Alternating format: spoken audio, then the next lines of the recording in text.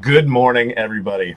I just finished recording this session with Miss Melanie Curtis, life coach, uh, she's one of the most amazing people that I've ever met. And what I want to start doing with the kinds of conversations that don't always include cryptocurrency blockchain, right? Like I want to dive into deeper conversations with the people that I meet that bring me the most value, frankly, so that I can share that with everybody else. This is why I do the Coffee on the Dock show, which is the local thing where I interview people that I find very interesting and sort of value oriented here in Pasco County. But I'm super fascinated with LinkedIn and creating very weak ties, not in a negative sense, but creating very weak ties there is very, very easy. You can targeted search for people in any kind of industry, and for business, looking for people to communicate with about our top 10 index called haystack10.com is really, really crucial. But the thing that I find most fascinating about it, the thing I guess that I want to be able to do with this is create deeper ties. I'm going to be picking some people on LinkedIn, over the coming weeks that I want to have longer conversations with. And this will be a very, very good example of that. I've got a fairly rote set of questions that, I've found in other podcasts have produced amazing results. And the few times that I've used them, they end up producing really, really amazing results as well. So without further ado, please pay attention to Melanie Curtis. Take notes. Fire some things in the comments. Get a hold of us. Let us know, how these things affect you. And if you'd like to, if you're seeing this on LinkedIn and you would like to take part in an interview session like this as well, let me know. Fire me a DM and we'll make it happen. But seriously, let's just get on with it. This is Melanie Curtis. What's up? All right, so this is my buddy Melanie Curtis. Some of the first conversations we ever had. I mean, obviously there was the powwow that has become sort of infamous, bunch of crazy people talking around a fire and basically curing all of the world's ills. But one of the things, because I had somebody ask, I was letting them know I was interviewing you, and she sort of remembered some of our chats from before. I'm like, yeah, she calls herself a life coach. Mm-hmm. and Hashtag I maintain very seriously, if anyone should be called a life coach in all the terms that you would think would be called that, it should be you, because you're stupidly fantastically good at it. And I've been going around asking basically all of my neighbors, anyone I find even remotely interesting, these sort of main questions from ruthlessly stolen from Tim Ferriss. Yeah, and it's funny, like I'm really not prepared in the sense that I'm excited to be coming at this relatively without any thought. Like I forgot what the questions are. I read them, I think 2 months ago. Yeah, it was a while ago. And so I don't even remember them, but I kind of like that, off the cuff answers and see what comes up. Yeah, that's exactly, I just started sending people the questions in advance. Literally around that conversation was the first time I've done it. And they were like, oh man, like, what am I going to do? Should I make up answers? Like, you're lucky that I sent you the questions, because for the first 2 years of me in media, I would never deign, because that initial reaction, this is not, a TV segment where we got like 12 minutes, like actually having some quiet, like a minute where somebody can actually have the space to ponder and answer in real time. I love that stuff. That's for sure. And thank you for that wonderful intro. And just to speak to the term life coach, by the way, because I love so much to speak to that. It's I do it on purpose. I use the term on purpose because it's so bad. It's such it's a terrible term. I really I took me forever to even get close to being cool with saying that. Right. For real. Yeah. Because I always used to think it implied that the person calling themselves a fucking life coach thought they know everything about life. I'm like, God, that's like the furthest thing duh, of course you're not an expert at life. But right. I'm an expert in the kind of conversation that helps people find their own answers, that really allows and creates that very powerful space of non-judgment, so people can really explore and look at what's really holding them back and design how to get through those challenging times. Yeah, I think that the whole thing is entirely brilliant. You think about the sort of psychotherapy realm, you can only really do that if you're damaged, right? That's sort of the idea, right? That's the thought, yeah. Hacking the human mind, like we're starting to learn a little bit more about it, and I know you're a freaking master at this stuff and getting better all the time. I mean, you are. I mean, the conversations we've had, this is real, right? As somebody else who loves self-effacing humor, you're a badass. Deal with it. I really love the idea that you can be proactive about it instead of just play defense all the time. Yeah, absolutely. Really I think therapy is super, super useful tool for anyone. There's lots of different avenues for us to have breakthroughs. That's the thing. Yep. I always get really, I like to speak to that too, because when people have a breakthrough in one specific way, say they work with me and they're like, holy shit, Mel's the fucking best. Oh my God, everyone has to work with Mel. That's not really the case. Like, not everybody needs to work with me. That just happens to be how that particular person had a breakthrough. One other person might go to Landmark Education. People go fucking nuts for Landmark. And then people are like, people are nuts. It's a cult. It's terrible. It's another avenue to have breakthrough. Other people might go and do classic therapy. They have a breakthrough. They're now champions for therapy. They might go to, I don't know, freaking some other Tony Robbins thing. And now Tony Robbins is the be all end all way to have breakthroughs. It's really just, there's loads of different ways for us to have breakthroughs and do the work. Yeah. Love it. Love it. All right. So we only have an hour for this because you're too busy out there. So I want to dig into this here. First question, what is the book or books you've given the most as a gift and why? Ooh, books I've given most as a gift. So that's a good question. The first book that comes to mind for me, whether I've given this as a gift, it's probably not one I've given as a gift. Yeah, and an addendum to the question is you can also just say 3 books that have greatly influenced your life. Yeah, one that's greatly influenced my life was Elizabeth Gilbert's Eat, Pray, Love, which a lot of people resonated with that story. And I definitely did. Like, I credit that. It's so funny. I had basically what I call my first enlightened, like spiritually enlightened, ecstatic moment. When I finished reading Eat, Pray, Love, I was in a ski lodge or some lodge in New Zealand back in 2007. And, in this work, but new to it for sure.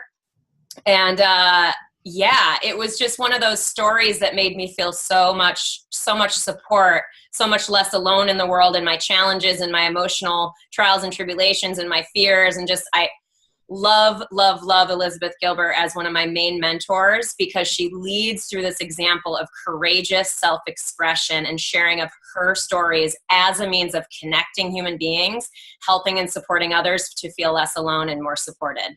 I love that. Amen. Amen. Amen. Right, Amen. That's only one book. That's great. I mean, I think the why is more important than the actual book, in my opinion. And you nailed it. Okay, so yeah, I've missed you. What purchase of $100 or less has most positively impacted your life in the last 6 months or in recent memory?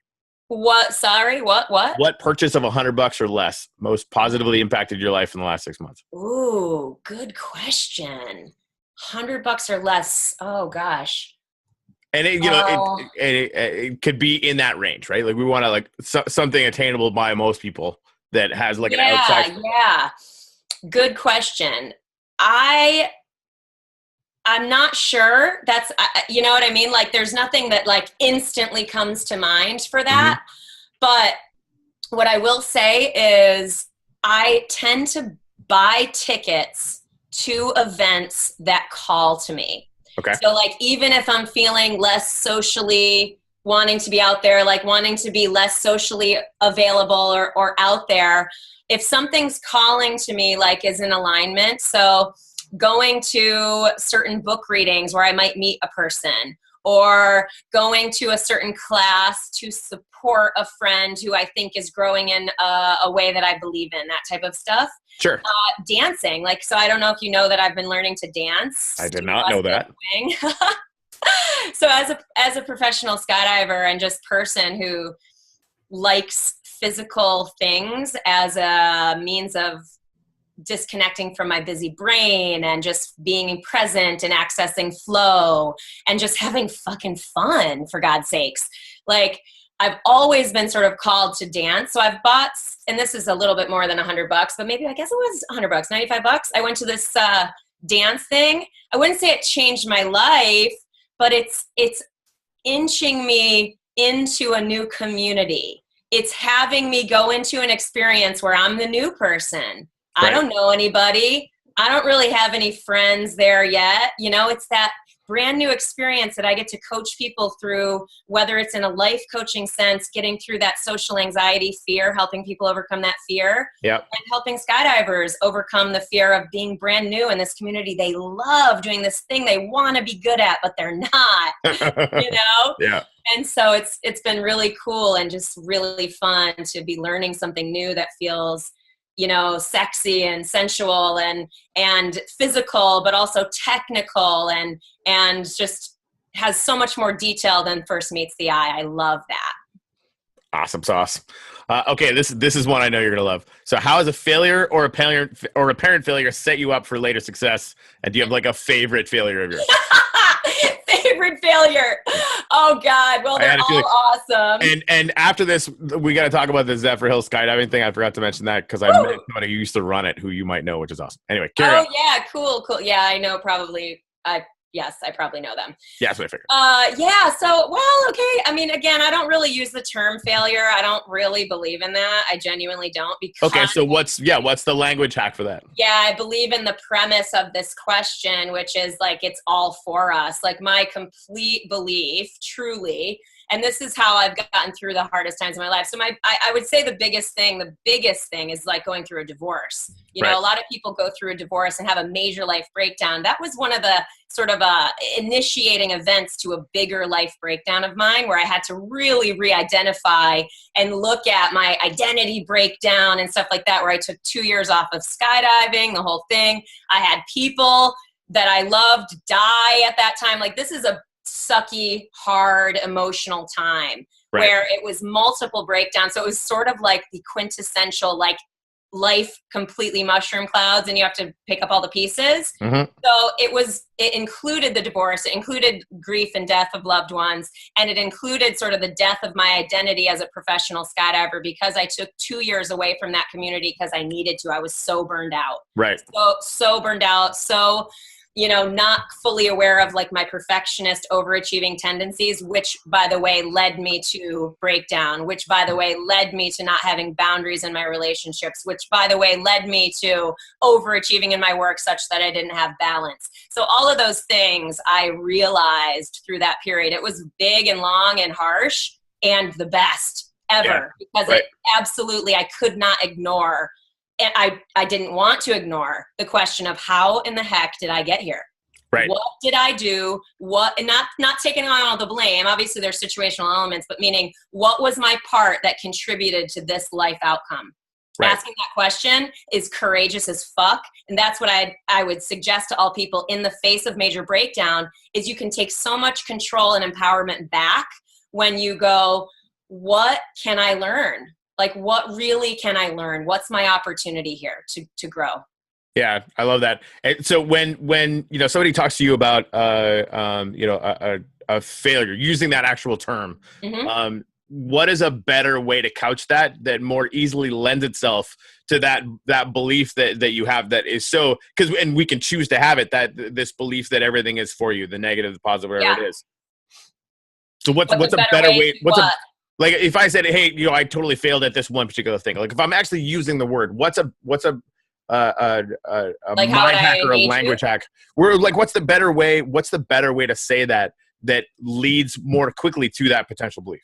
Yeah, the question I would ask somebody who's using that is, I would ask them how that feels to, I would enlighten them first to, like, I would bring up and introduce the idea that certain words have energetic charge. Right? So language hack, as it were, the reason I don't use the word failure is, for me, it carries an energetic negative weight. And so I choose not to use that word. Not everybody relates to words the same way. Right. You know what I mean? Like you might be able to say I failed, but your perception of that is positive. It sounds weird. I think that's pretty rare though. I think for most people, I do too. Right? Because I definitely see, like, I want to fail fast and fail often, but that has come from decades of learning, right? Yeah. I think most people, it's going to be a negative. Yeah. I totally agree with you in that most people feel it energetically negative. Right. The reason I say that is that I am always well aware that I don't know what other people feel. Period. I just don't. I'm not you. You know, I don't have your answers. You have them. So I want to first inquire, like, how does that energetically feel to you? And introduce the idea that there might be something to consider there. Right. You know what I mean? So when people say, honey, I love you, but you didn't unload the dishwasher, right? Yeah. It negates, I love you. Anything that precedes the word but negates what you've said before it. Oh, no. So we're talking language hacks. Right. You know, you can say, honey, I love you. And we talked about unloading the dishwasher. Those things can coexist. It sounds sort of weird, but no, that, and I haven't, oh man, I haven't thought about that since the last time we talked, to be honest, which is horrible. Right. Just changing but and end that's intense, because it sounds entirely different. I want to reiterate it just so that people get the real point to what you just said, right? Like, it's such a silly thing, like doing the dishes. I love you, but you didn't do the dishes. Like, I feel that, and it's not a big thing, but those would add up over time.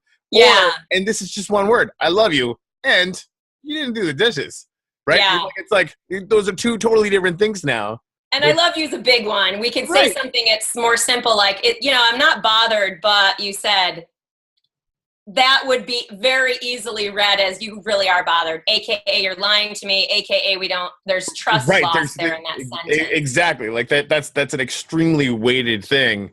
That's like, passive aggression defined, basically, right? Yeah. And so most people are unconscious to that. Another language hack, for example, is like when you say, I have to do the laundry today. Yep. You don't have to. You could totally not do the laundry today. Right. You're choosing to do the laundry today. Do you want to for some specific reason? Because it's maybe feeling like chaos in your room and there's some reason that you want that done.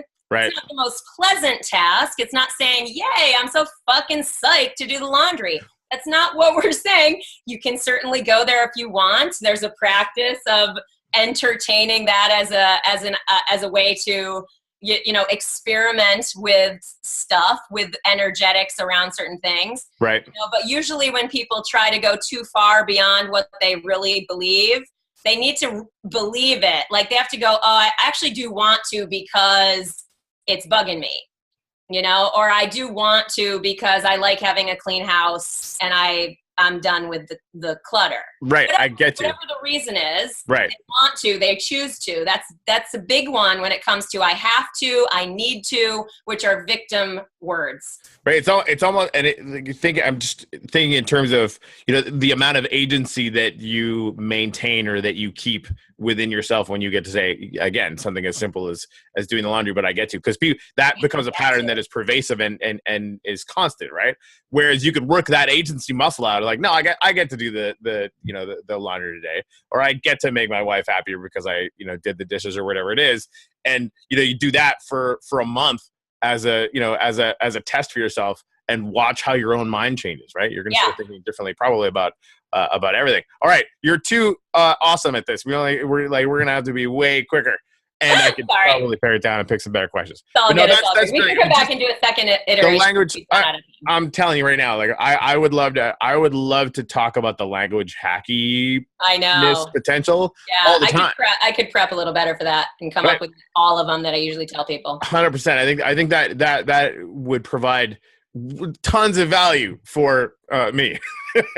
For all of us, right? Yeah, this is the whole thing, right? Like, I'm very, very selfishly going to share the crap out of this with everyone. Because it's so huge. Okay, so this is one, and feel free to take some time on this one. Okay. If you could have a gigantic billboard anywhere with anything on it, metaphorically speaking, getting a message out to millions or even billions of people, what would it say and why? And it could be a few words or a paragraph, could be a quote, whatever it is, but, billboard size, billions of people. Yeah.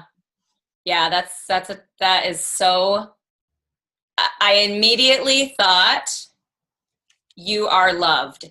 Now, stay with me. There's a reason I chose those words, because if I were to say you are love, and I introduce this really high level spiritual concept, it's like too far of a jump. It's going to bounce.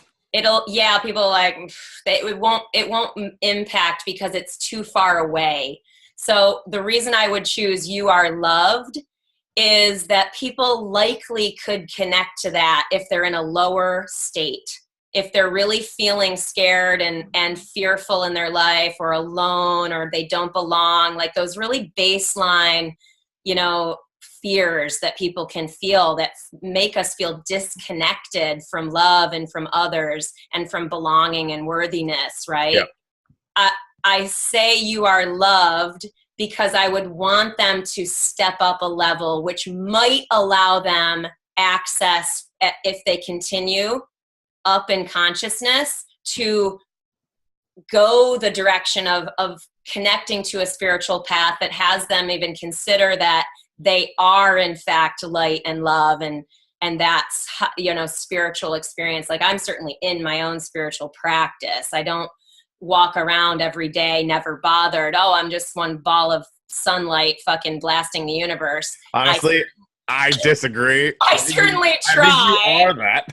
I certainly try. Right. And I believe that that's possible, and a power we can touch and reach with our effort. So I make that effort for myself and those I touch. But yeah, you are loved has served me a lot personally to inch up that ladder. And like back in the day, this is 2008, something like that. Anyway, it doesn't matter. A while ago, I used to write, and I don't do this I actually wouldn't mind start doing this again. I took a dry erase marker and I would write on my mirror. And so one of the things I just put, you are loved, in my face, and it just really helped me, because the people that back then, when I was less in connection with my own self-love, like you are loved by me, like I love you, me talking to me. Sure. I was less connected to that idea and practice. But I did have people in my life like Shannon, our mutual friend, who I know love me. So even if it's just me connecting to like that idea of the person that I really do believe loves me, that helped, energetically supported me as I went about my day and my life. Yeah, that's man. I'm having a billion ideas that I'm not going to talk about. I'm just going to do.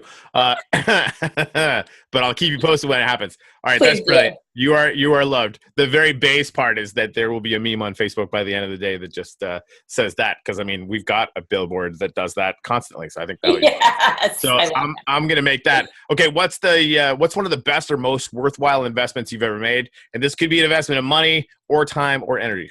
Yeah. Okay. Well, gosh, that is so difficult to answer. I immediately thought investment in terms of financial investment, like what something I, put my time, energy. I guess anything that takes your money theoretically also takes your time and energy as well. It can, yeah. Honestly, taking removing the financial investment, even though, of course, well, I'm sort of rambling in my own head, but all the energies that I have put into nurturing and caring for my closest relationships, deepening the friendships and the bonds and the familial bonds that I have with my closest loved ones, those efforts, whether it be, and I bring up Shannon again, just because she's my best friend, and Carolyn, my other best friend, we make efforts, intentional efforts to speak to each other at a certain depth. Not always, not like it's forced, but like we have a shared integrity and intention around our friendship and the depth and desired path we're going and growth we share together. Yep. So that's a big deal. Surprising my family, showing up in person at family events. Like I was sort of pained by feeling like I was missing out on my family time for a long time. That's a big reason why I moved back to New York. I live in Jersey. Hell yeah, fuck yeah, Jersey. But the Northeast. Is that the Jersey state saying? Hell yeah, fuck yeah, Jersey. Because if it's not, it should be. I love Jersey. I'm not going to lie to you. It's so good. That's awesome. But anyway, the reason why New York City was what really called me back to this area. Right. But New York City and my family. So I really wanted to move back to the Northeast because I spent so much of my years in skydiving in that community, which is also such valuable and effort that I would never trade. Right. I just knew that at a point I reached a tipping point where I'm like, I want to put more energy into my family and those relationships because I'm feeling it. I'm feeling a call to that. And I've been sort of ignoring it for a number of years.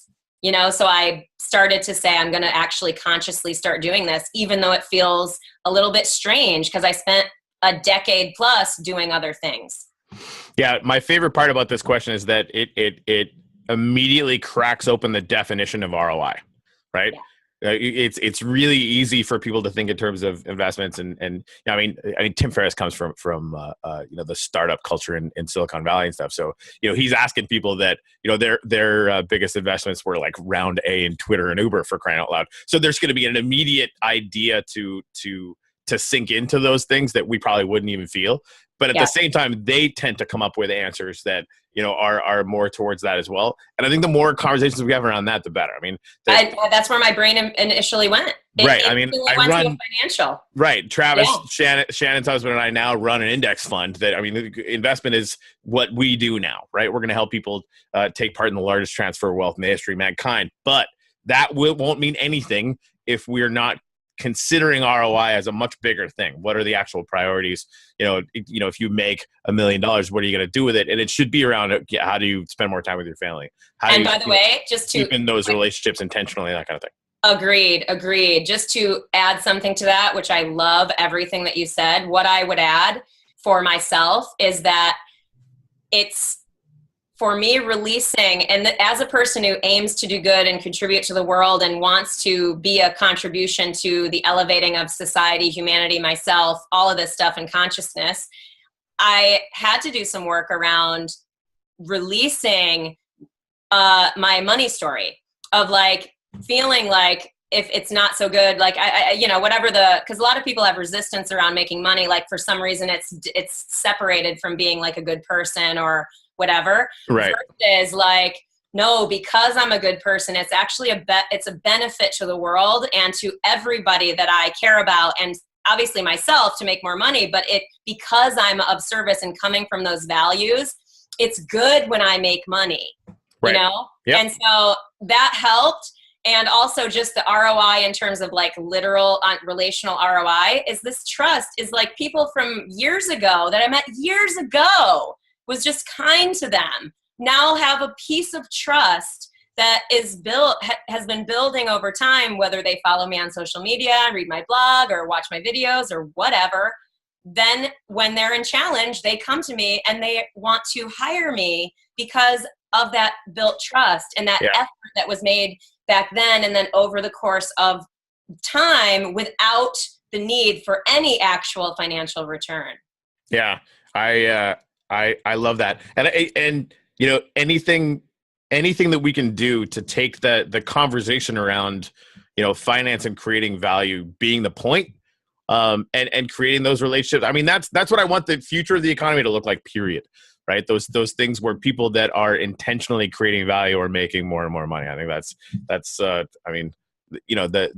it's clearly the sort of ideological intention of capitalism, and one that is not always really paid attention to. So anyways, there we have that. So this is fun. What is an unusual habit or an absurd thing that you love? What? So many things. so many times. I talk to so many people that are like, I don't really like anything absurd. Like, that's fucking boring. That's boring. And I knew you would have 10 answers to this question on the top of your head. Go on. What do I pick? So wait, say the question again. Okay. What is an unusual habit or an absurd thing that you love? God, that's so hard. I love all things ridiculous. I 100% believe life is comedy on so many levels. Like, I find so much funny. So I think a lot is ridiculous. God, that's tough. I mean, Matil, my cat, she's fucking ridiculous. She's hilarious. Yeah. I love her. I love killing jokes. You know what I mean? Like, I do not. So, like, for example, this is a stupid example, but I get so much entertainment for my own self out of stuff like this. Like, I went to an event the other day in the city, and I was walking from Penn Station up to like somewhere in the Upper West Side, which is like 34th Street to like, I don't know, 69th Street, 70th Street, something like that, 75th Street, whatever. A fair number of blocks is the point for this story, dear listeners. And so one of the funny things about New York in the summer is that there's a fucking Mr. Softy ice cream truck like every 12 feet. Wow. Okay? So it's almost like they're trying to tell you something. What, go? No, it's almost like they're trying to tell you something. Oh, yeah. So it's not subliminal at this point. At this point, is what I'm trying to say. No, they're everywhere. Mm. Now, I love a small soft chocolate cone with rainbow sprinkles and or cherry dip. Look, I love them. Okay, I would like to have that every time I pass one of those ice cream trucks. Right. However, I also would like my physical health and well-being and mental clarity, so I don't pump my body full of sugar, even though I would desire it. So. Stay with me. I know this is long and boring, but whatever. It might be long. It is definitely not boring. Okay, cool. So basically, to get back to the question of something ridiculous, so killing the joke, I don't know how many people laughed at this. I just know that the people who get my version of humor and who know me know the level of ridiculousness and what it actually took to make this joke happen. I literally I did a Facebook Live, quick 30-second Facebook Live, and said, this is discipline, people. Mr. Softy right there. And I'm not having a cone. Then, for fucking 40 blocks, I took a selfie with every single fucking truck with a stupid ass face. One was far across the street. One was right there. One was a UPS truck. Oops, sorry, thought it was a Mr. Softy. But like, I was so entertained the entire time at the idea that I would be willing to take a stupid ass selfie and put like 25, 30 comments on my own post. Like, I just think that's hilarious. Some people might be going, "Oh my God, get off social media, girl." That is wake up to yourself. That is so far from being a joke killer. So, David Letterman once, as part of his monologue, tried to explain a piece of comedy that is not really well understood. And he said, "Listen, I'm gonna explain this to you guys, and I'm gonna say a word, and for the first couple of times, you're like, ha, that's funny, and you're not even gonna know why it's funny, but you're gonna laugh." And then for the next few times, you're going to think that I'm the dumbest person on the face of the earth. By the 15th, 16th, 17th time, you're going to be laughing your butts off and you're not even going to know why. All right? And so he said that word is spaghetti. Right? And that's the thing. So the crowd is like, spaghetti is funny. Right? And so he starts talking about his monologue or whatever. And then, and then this person eats spaghetti. And you're like, that word is a funny word. Came back. Seriously, by the fifth time, people are like, no. It's not funny anymore, dude. Like, it's over. You were right. That's dumb. We've heard this word too many times. By the end of his monologue, basically number 17 or whatever, he says spaghetti, and literally the crowd's like ripping up, and they have no idea why. It's just completely, totally bent over backwards. What did Letterman say? All he said was spaghetti. Yeah. So what I love about that is there's a willingness to look really, really, really, really stupid. Like, seriously. Yep. That's why I love it, is that not everybody's going to find that funny. There are going to be people that go to, oh my God, enough already. Wow. Don't you have better things to do? Like whatever. But there are going to be some people that die laughing. And that's what I get obsessed and weird about is comedy like that. I love it. And the thing, and you almost wish that you could reach those people that are clearly not living in the moment. Like and it's okay. Like if not everyone's going to find what I find funny. It's all good. It's just. But I think the right people will find it funny. I think it's my that's the idea of magnetizing your people. You know, like me being committed to making jokes that are truly in alignment with me. Yeah. I know that people that will be inspired by me and my content will like that stuff. And so I know it's of service to them, and even of service to the people who don't like it, because then they'll go spend their time with someone else, which is great. Win-win. 100%. Okay, so in the last 5 years, what new belief, behavior, or habit has most improved your life? 5 years. Ooh. Okay, so last 5 years have been good. Okay, so the biggest thing is really understanding how to affect and communicate boundaries. So that was a huge breakthrough that I had through my period of like real challenge and life breakdown, is that a big part of it was that I didn't really understand how to have boundaries with other people, right? So I knew how to take care of other people. I knew how to perform. I knew how to connect and love and lots of things, but I didn't really have the self-care piece dialed. I understood it logically, but I didn't understand it and have a good handle on it in practice. Like I was still afraid of disconnection and rejection, right? So I had real trouble having boundaries with other people. I was afraid of conflict. So that fear of conflict, rejection, and sort of disconnection from other people really had me blocked from being able to communicate and have boundaries and feel perfectly happy having boundaries and knowing that's a good thing. So that's the biggest one for sure. Okay. That's perfect.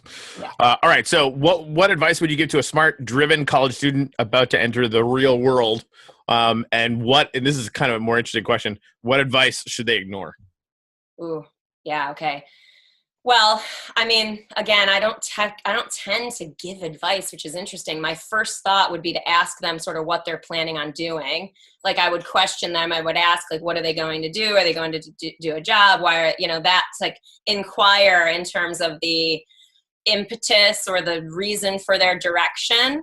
I think even that, I'm sorry to stop you there, but I think the finding out, like you're basically posing the question, not only what are you doing, but why are you doing it? Yeah, right? That's totally it. And as a piece of advice, that is like a kind of an ultimate thing, right? Yeah, a lot of people are going to have a lot of different forms of advice. What are you thinking? But then asking the question, why are you thinking that way? Yes, I love that. The thing I would have them ignore on the heels of that is so asking and going to the Simon Sinek why, like what's your why? Yep. As young people, we don't fucking know ourselves that well. Right. I didn't know who I was back then. We're growing, we're changing. It's cool, right? Yeah. So if we don't necessarily know the answer to why, there's lots of just think positive, like stuff out there, which I think I get labeled that a lot. Like I'm just some positive thinker and it's just whatever without basis. That doesn't work. It has to be something we actually believe. So if a college kid has asked the questions of what's my why, and you've got the section of them that has a connection to it and they feel emotionally motivated and inspired by that why for whatever reason, whether it's the workforce, entrepreneurial thing, whatever, great. Then there's the other section of the college collection cohort that is like, I've asked the questions. I don't fucking know because my parents told me to, because you get a job, right? Like if they're in this sort of, I don't know what my why is or what my purpose is, right? Because that's a big thing. Like find your purpose, right? Yeah. Like do what you love. What does that even mean at that point? Right. So if you don't know, that's the idea, is that I would say to ignore that to ignore you have to find your purpose and do what you love. If you don't know what that is, take some kind of action that's in a direction of a curiosity. That's it. Just something that sparks you a little bit, like, oh, that's curious to me. Yeah. Take some action in that direction and see what happens. Maybe something, maybe nothing, but that's something that can get you learning more, that gets you more and more information that might inform you about what you are feeling more purposeful and deep about. Okay, and to add to that, one of the last Tim Ferriss episodes that came out was with I think she wrote the Dragon Parent book or whatever, but I'm not entirely sure. All I know is, she runs one of the most successful investment firms on the face of the earth, and she's just an unmitigated badass. Like, she's really, really intense. One of the things that Ferriss sort of like teased out of her is that she basically went to med school, quit. She went and did this, and she quit. She went, and the point that he brought up, and this is so critical, is that she never got caught by the sunk cost fallacy. The whole idea that I'm doing this thing ipso facto, I must do this thing, otherwise, like, I might piss off my parents, or like I might look like a quitter, or whatever, right? Yes. She's gonna be a billionaire because she was doing those things. She was moving in the directions of what her parents thought she should do, but then she was constantly diving into these things that she was curious about, and ruthlessly doing that, and finding a dead end, and ruthlessly cutting that off and finding something else, to where she really found where she was most curious and most fascinated and most fulfilled, and where her superpowers kind of naturally developed. I love that. The sunk cost fallacy is a total thing. Absolutely. And That's the thing, to reframe that, it's that those actions, even if they theoretically don't deliver anything, they totally are. We know more about what the directions we don't want to go. It's very valuable to know that. Yeah, that's intense. All right. So, what are bad recommendations you hear in your profession or area of expertise? So, like life coaching. What you love. Coaching. I buy into that, but yeah, go ahead. What were you saying? Yeah. So what are bad recommendations? So just be a crappy life coach for a minute. Oh God, it's funny. Like, when you're learning to get an accelerated free fall rating, which is a skydiving rating to take people who are learning to skydive, you get what's called an AFF rating. Okay. And in order to do that, you have to basically jump with someone pretending to be a student, like a good skydiver who's faking being a bad student. Okay. Right? Yeah. So hard to do that. It's so hard to do that. You have to plan ahead. You have to be like, okay, I'm going to screw this up, and I'm going to screw life coach would do. Okay. This is legit. Is they would bring their agenda to the call. They would, in the back of their mind, think they know what's best for a person. It might be subtle. They might be like, I know it. I got this person's number. I know what they're doing. I know what they're feeling. I just have to wait for them to get it. That is going to insert an energetic with that client that has an undertone of judgment and disconnection, which never serves and never feels like love, which is a big problem.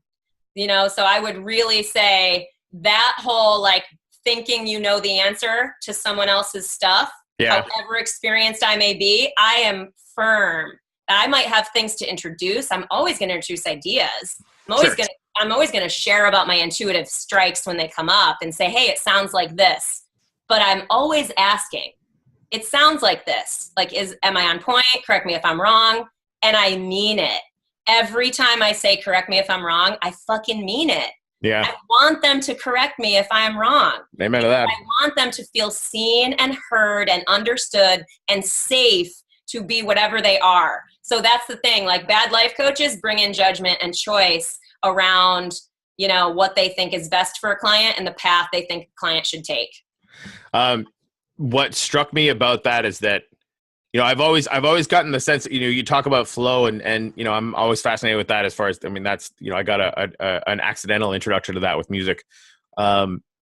It strikes me, even the way you were thinking about, advice to a college student, your go-to wasn't advice. Your go-to was to be imploring and ask questions. Yeah. And it seems to me that, you're going to allow yourself to get into an intense level of flow with the direction that conversations that you're engendering professionally are going to be leading into, that if you had an agenda going in, you'd probably get knocked out of any potential for that.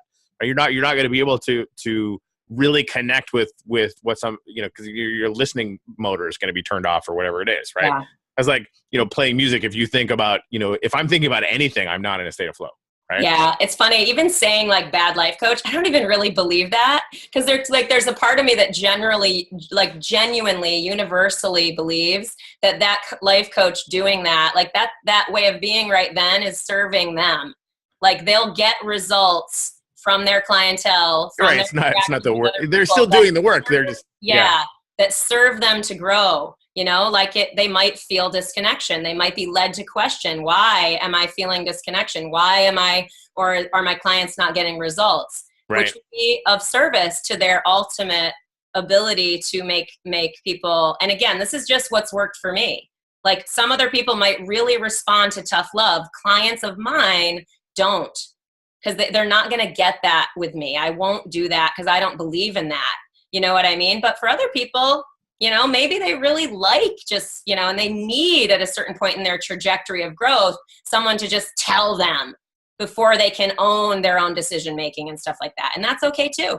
Maybe. That's where coaching or consulting or whatever comes in, and that's all good. Right. All right. So, yeah. Good talk. Okay, so in the last 5 years, what have you become better at saying no to? And I think this kind of goes back to one of the other questions.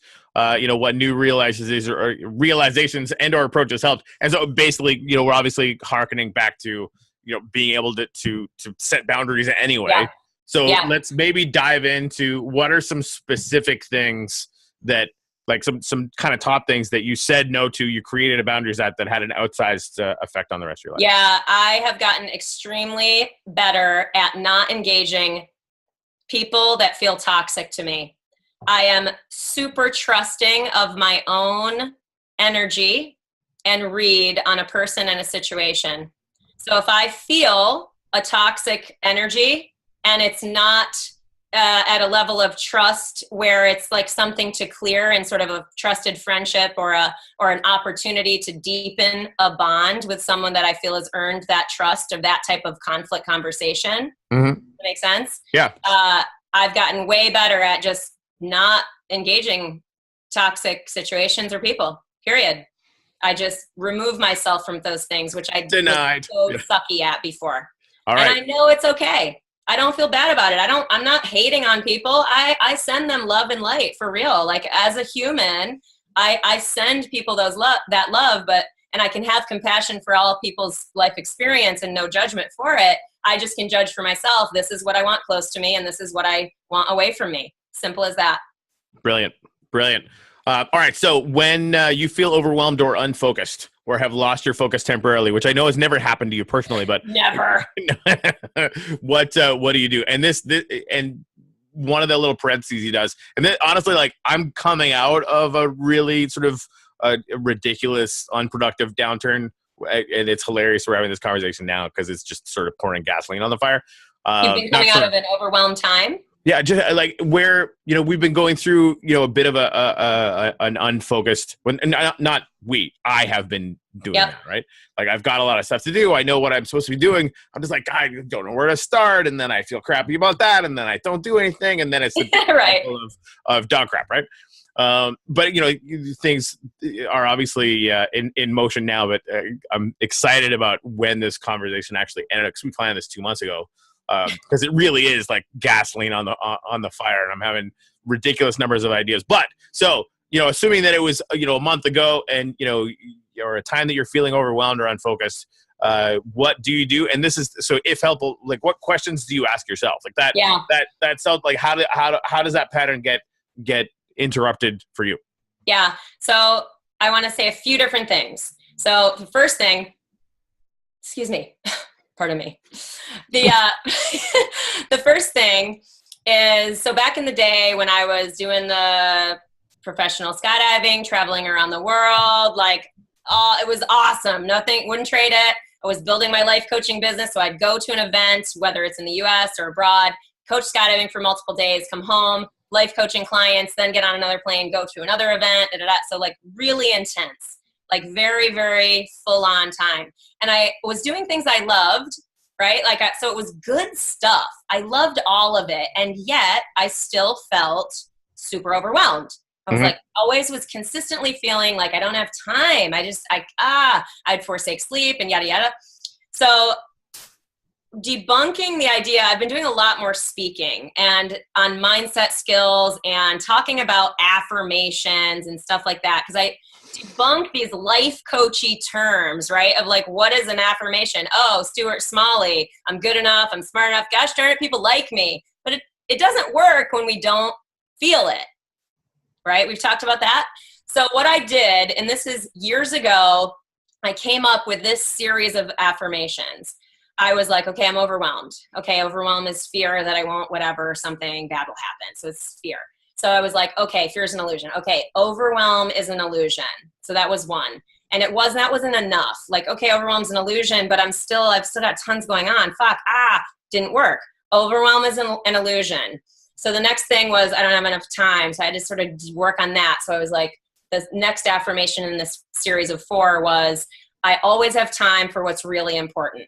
Like I could always cancel a client if I had to go, see my family in the hospital or something. Like I always would have time for what was really important, period. Yep. So it was like reframing like what I was placing supreme importance on. Like I put it on everything versus sort of prioritizing in my mind. So that overwhelm is an illusion. I always have time for what's really important. The last thing was, this is not going to last forever. So the third one was, I am grateful for this period in my life, implying that I knew it wouldn't always be like this. There's no way this would be forever. Like I just sort of intuitively knew that I'm growing into something. I won't always be doing this whole crazy skydiving thing. I won't always be doing whatever. I'm grateful for this period in my life. And then the last thing, which really grounded me, was, so it's overwhelm is an illusion. I always have time for what's really important. I am grateful for this period in my life. I am grateful for this moment. So that if I just jumped to, I am grateful for this moment, it did not work. It was like you are love being too far. So right. We don't want to put you are love on the billboard because people are like, what? Some fucking fancy schmancy, whatever she's thinking. Right. And it disconnects. So for me at that time, I am grateful for this moment didn't really help. It only helped in the series. So I would invite people to really look at what are they really worried about and what series, use mine if you want, but I put that thing into my to-do list and I read it every single day for like 8 years. Seriously. So the frequency of these thoughts that work. So I felt the emotional release when I came up with these ideas and I read them and I inserted them into my brain with frequency to rewire my shit. I did that work. Frequency, Post-it notes, fucking markers on the mirror, whatever, so that's one big thing. I could go on. I have more things, but no. And we can get into some more things because that again, like the main point with this is I just want to bring as much value to other people as humanly possible. And you're bringing truckloads, like giant dump trucks. Anyway, so okay, where is my head on that? Oh, so again, I think I'm gonna have to avoid becoming just a total Tim Ferriss fanboy. But I just at one of my networking groups, I used one of his quotes. And it's basically and I'm gonna paraphrase or whatever, but it basically says, people that think they don't have enough time just don't have priorities. Correct. Right. And that really, the second that you crack your mental schedule open enough to start asking, okay, what are the actual priorities going on, and creating, whether you're writing lists or whether you're just constantly thinking about it or whatever, you get to focus more and more on the things that are actually important to you instead of the things that are just happening because of whatever momentum is going on in your life. And then adding on the fact that, you probably weren't very good at the whole boundaries thing, which that's how I burnt out last year. I was literally saying yes to everything and, wasn't really focused on, the why, the point, what we're actually building. So I hadn't got to that point where I could start intelligently saying no to things that weren't fitting into what I wanted to move forward and on. That's the other thing I would share is that when I start to feel overwhelmed, I now recognize, and I've learned that it's good and okay to pare down. Like I'm not failing. There's nothing wrong. It's not that I suck because I can't do it all, right? The perfectionist wants to pipe up when I start to feel overwhelmed too. So I've learned to diffuse that and really say, okay, you know what, right now I need to do this only. I need to not go to social events this week because I have a huge writing project, which I now have learned takes a lot of my creative energy, or whatever. Or I want to go to this social event because I know I'm going to want people and social energy. So that's going to make it on the list. And I'm going to maybe give myself a couple extra days to finish, whatever other thing I'm working on. So it just depends. But yeah, it's that clarity around, I had to really learn like where the breakdown points would come. Because they came multiple times. You know how it is. You take on too much and then you get sick. People probably have this experience a lot. They'll take on too much and then their body forces them to break. I get sick. Yeah. You're going to have to rest at some point. You might as well choose it. And it's just and understand that it's a process to learn what that looks like for each of us. Yeah. Like I need a certain amount of sleep and I finally get that. Yeah, that's huge. I finally realize that sleep for me is the miracle drug. Like, I need it. Yeah. And it's good. I'm glad that I care about that now. Yeah, that's so important. Yeah, I actually got pneumonia, which, I mean, that to me, I had never experienced an illness, because I mean, it took 3 months where you're so worn out that I would like get up off the couch and walk to the kitchen and have to sit down on the floor in the kitchen. Yeah. There was nothing. Which totally get it. Was super scary. It's like it now. Granted, every time I think about it now, I'm like, I can stand up, do jumping jacks if I want. I don't give a shit. Which is like, and it's that I have a lot more respect for my own energy level now. I really got to see what being 100 is going to be like, and it fucking sucks. It's not. Oh my God. Right. Yeah, and it's just the thing. I invite people to be gentle and kind to themselves when they're taking things on. And also to check their expectations on how long things will take, how much energy it takes, how much, like, what they think things will look like, how long. Like, there's lots of expectations that can hide and make us upset, which then magnifies our inability to perform and connect, which also then magnifies our ability to produce results in the ways that we're looking for, in the ways we described earlier. Yes. All of that. So that is the end of our regular. Did we get through how many questions are left? No, that's the end of the questions. Woo! Yeah. And we managed to come in under an hour. We managed to expand on a bunch of really cool stuff. I'm having like an idea every 2.5 minutes about, how this content should get out in the world. So I'm super fascinated with LinkedIn for the last little while, because it's basically Facebook for business people. Cool. Yeah, you can teach me some about that maybe sometime. It really just get on there and look around. I mean, like Facebook is obviously, both devolving and evolving at the same time, depending on how you want to look at it. Yeah. But yeah, on there, it really. And now, granted, like I'm looking for, as far as professionally, I'm looking to connect with anybody in the cryptocurrency space, anybody in the blockchain space, anybody really, in the investment space. Travis and I are putting on the real estate blockchain summit here on the 25th of September, which is going to be amazing. 25th. Right? Tell me. I think it's just off 50 at a hotel. We just finalized all the details, so we're getting that stuff squared away. But yeah, it's gonna be small. Like, there's only gonna be 60 people there, but we're gonna be having most of the influencers in the real estate market here. We helped the guy that did the first digital close in Florida. We helped him do a $2 million Ethereum to USD close on a house last week. Right, so there's a lot more stuff going on with that stuff. But yeah, like networking into LinkedIn, it's crazy. So like getting into all the professional stuff and meeting people that are using that network intentionally and intelligently. Frankly, like it's just such it's a more value rich environment. So part of what I want to do with this is to basically like chop it up into segments. I'm going to release the whole thing as well. Yeah. But I mean, this is where, you know, LinkedIn in that environment is where I want this. Cause obviously I think the most value that I can do for you is throwing this content out, because people will use it. That's the thing, right? Like it's going to be on Facebook. It's going to be all over the place normally or whatever.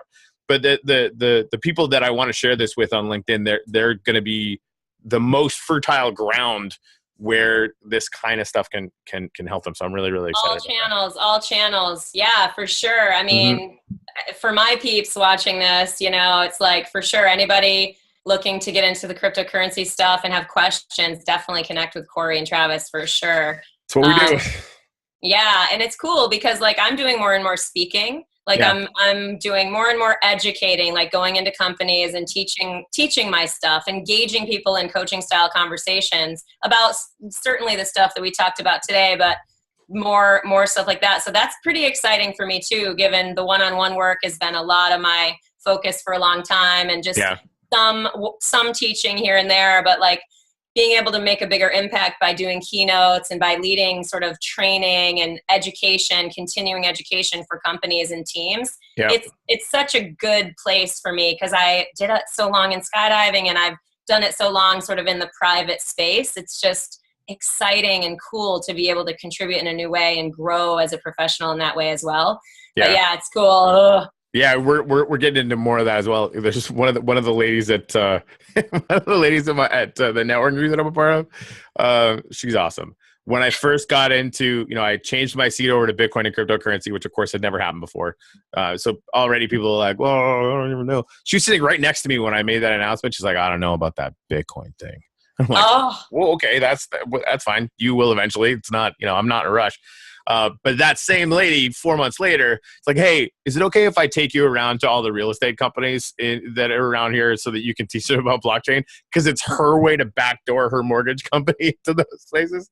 And I'm like, that is validating as fuck is what that absolutely is. That's pretty. And I knew that stuff was coming, but it was really, really cool when it did. And so we're moving in that direction as far as going out. I wanted to ask you, do you listen to Gary Vee at all, his podcast? Fuck yeah, I love Gary Vee. I think he's amazing. People who listen to him in small doses can probably think he's intense and he's crazy, he never sleeps, but really if you listen to him holistically, he's got it dialed. I'm obsessed. I'm absolutely obsessed. Excellent, full of knowledge, so huge a contribution to this world. I'm a huge fan. 100%. Yeah. And what made me ask the question, you're talking about all channels all the time, right? Yes, all channels all the time. Because it's true. Because you never know which thing. And that's honestly, him talking about LinkedIn is why I wanted to like I saw LinkedIn years ago. It literally meant nothing to me. I had no viable connection to it whatsoever.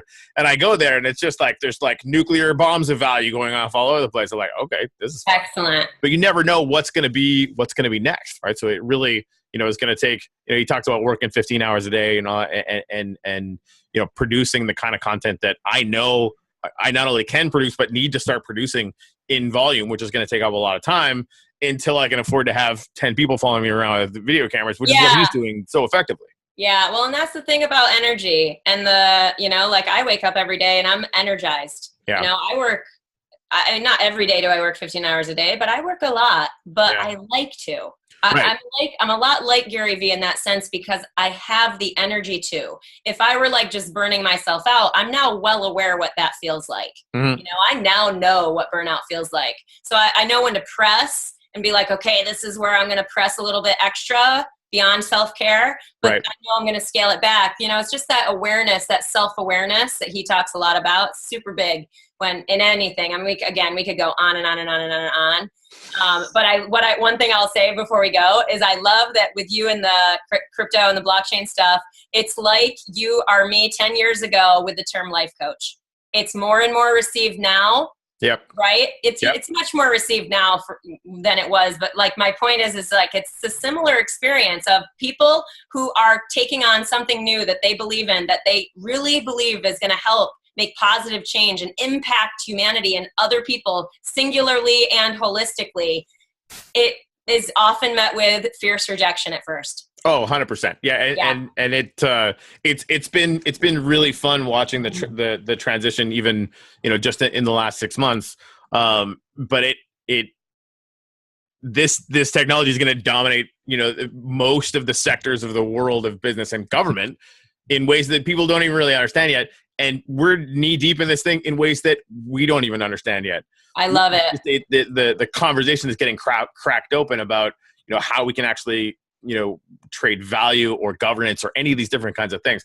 So yeah, at the risk of nerding out for another hour on this. I know. I love you. Thank you, my friend. Man, thank you very much for doing this. This is yeah, it's definitely pouring gasoline on the fire. Love you. Whoo-wee. Yeah. Right. And scene.